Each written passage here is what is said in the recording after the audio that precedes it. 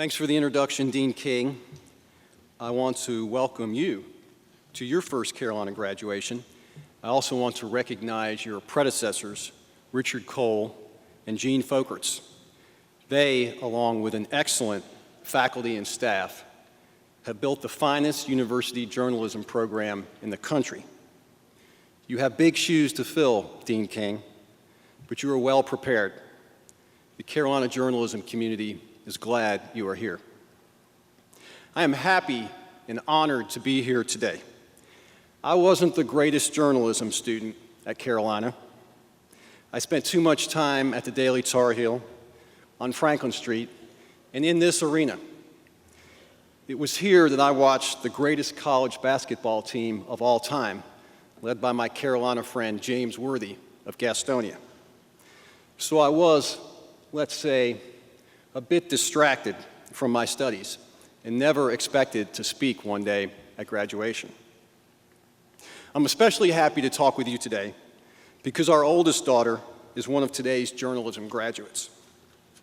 How would you like to be Dean Drescher today?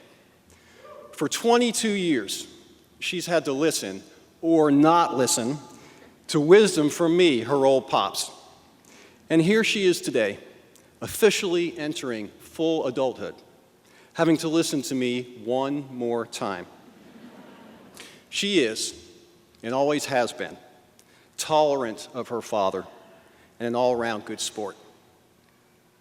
She also is, as so many of you are, Carolina through and through. For you parents who went to Carolina, you know how great it is to have a child here. For me, sharing Dean's Chapel Hill experience has been one of the greatest rewards of parenthood. I live only a half hour away. I've spent more time in Chapel Hill during the last 4 years than I probably should have. I've spoken to classes, talked with Daily Tar Heel editors, and visited my daughter almost every week. As I said to her at the beginning of her senior year, it's very important that I enjoy your last year at Carolina. And I have. There is a tendency to think things were much better back in the day. But I must tell you, as much as I enjoyed my time at Carolina, I think Carolina's even better now. At the journalism school, the faculty is bigger and more connected to changes in the industry. The students are smarter, more versatile, more prepared for the future. And as for my daughter's friends, some of whom are in this journalism graduating class, they are great and loyal friends. College is about many things, but none is more important than establishing true friendships, some that will last for the rest of your life. So here's to Katie, Tori, Caitlin, and to all great Carolina friends, past, present, and future. Given the occasion, I should say something about journalism and its future. It is a perilous time. I was named executive editor of the News and Observer in 2007. I'm the 7th editor in the paper's history, which dates to 1894. Shortly after being named editor, the economy plunged, and we started the first rounds of several rounds of layoffs. That's something we had not done in many years. And we had not done layoffs on this scale since the Great Depression 80 years ago. When the downturn first started, I told my colleagues that we needed to use the crisis to evaluate how we worked. We should make changes that we probably should have made years ago. I repeated some wisdom I'd heard once: where there is danger, there is opportunity. To be honest with you, 5 years later, I've had about all the opportunity I can stand. The newsroom staff of the News and Observer and the entire N&O publishing company is less than half the size we used to be. I've laid off some of the best people and best journalists I know. You could put out a great newspaper and a great website with the people who have left the N&O in the last few years. Yet I remain optimistic about the future of news for a simple reason. While our advertising dollars are less than they used to be, our readership is higher than ever. When you add together the people who read us in print, online, and on mobile devices, we have more readers than ever. The News and Observer's reach and influence are greater than they've ever been.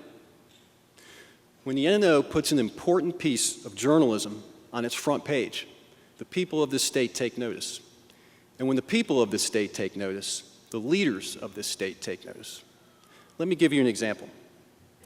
Businesses in North Carolina are required by law to have workers' comp insurance for their employees. If an employee is injured on the job, he or she can get money to help during the period the worker is recovering. About a month ago, my colleague Mandy Locke reported that tens of thousands of businesses in North Carolina don't have the insurance. They're breaking the law. So if their employees are injured on the job, they might not receive any money to pay their medical bills or be compensated for lost wages. Again, these businesses are breaking the law. Governor Perdue read our story and promised to change this. So did the chairwoman of the commission that oversees workers' comp insurance. So about 10 days ago, prompted by Mandy Locke's stories in the News and Observer, the state held unprecedented hearings to hold some of these businesses accountable. As a news organization, this is our highest calling, public service journalism that makes a difference. At the NNO, we do more of that kind of journalism than we've ever done before. We have more tools than ever, more tools to report, and more tools to tell the story. So when we do it right, we have more impact than we've ever had. That's because a good story, well reported and well told, is as powerful as it's ever been. Some of you plan a career in news. Many of you do not. You might go into advertising, public relations, law, business, nonprofit work, or like my daughter, teaching. But regardless of what field you go into, a powerful, truthful, well-told story can move people and change the course of history. I urge you to find important stories and to tell them well. Sometimes that takes courage.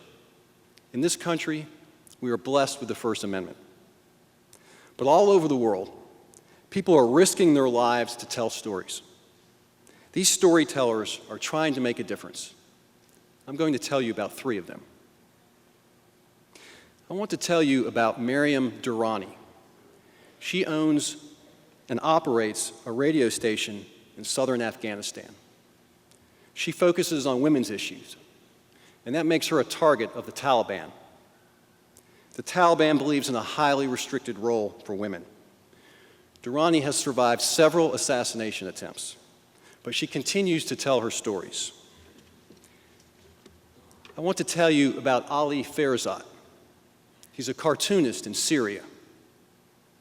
He's embraced the democracy movement there. When he turned his pen on President Assad, masked men beat the cartoonist and broke both his hands. But they could not break his determination.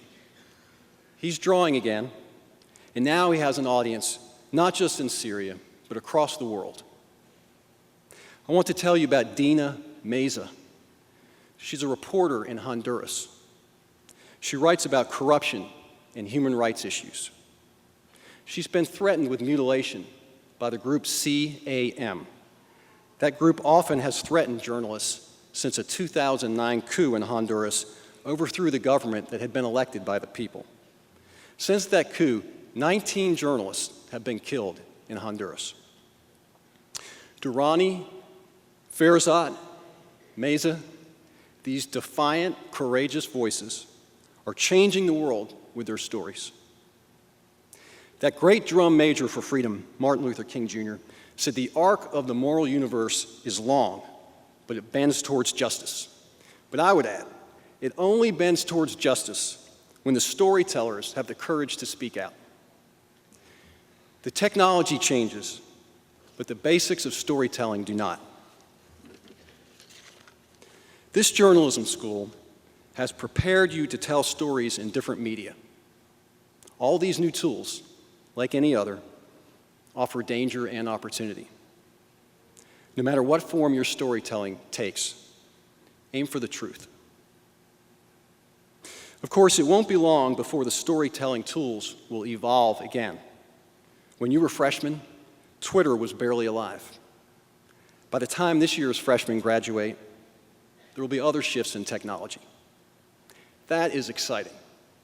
You didn't choose your parents, and you seniors didn't choose to be born in 1990 or thereabouts, but you got lucky because you live in the greatest country in the most exciting time in the history of the world. Think about it. You're starting your adult lives at the most exciting time in the history of the world. That's because the rate of change is faster than ever. For thousands of years, people lived lives very similar to those of their parents and grandparents. My grandparents were born just over 100 years ago. I think they had electricity as young children, but I don't think they had indoor plumbing. The automobile had just been invented. TV was decades away. Infants routinely died from diseases that today would easily be cured. So my life is much different than theirs. And your lives are going to be even more different than your grandparents as technology accelerates the change. All this change can be scary. But remember, where there is danger, there is opportunity. The people who adapt to change, but still hold on to the best values of their parents and grandparents, will be the people who make the biggest difference. They also will be the people who lead the most rewarding lives. As I grapple with change every day, I keep a note card on my desk. It reminds me of the values that are most important to me. Written on it are 6 core beliefs of President Harry Truman, as described by the historian David McCullough. McCullough said Truman's personal style resonated with the American people because he stood for common sense and common decency. Truman's 6 core beliefs, they were old school, but they stand the test of time. They were: work hard, do your best, speak the truth, assume no heirs, trust in God, have no fear. Technology changes, but our best values do not. If the storytellers in Afghanistan, Syria, and Honduras can have the courage to tell their stories, you can have the courage to tell yours. Good luck to all of you. I'm proud of this journalism school. I'm proud of you graduates. And today, I'm especially proud of my daughter, Dean Drescher. Thank you very much.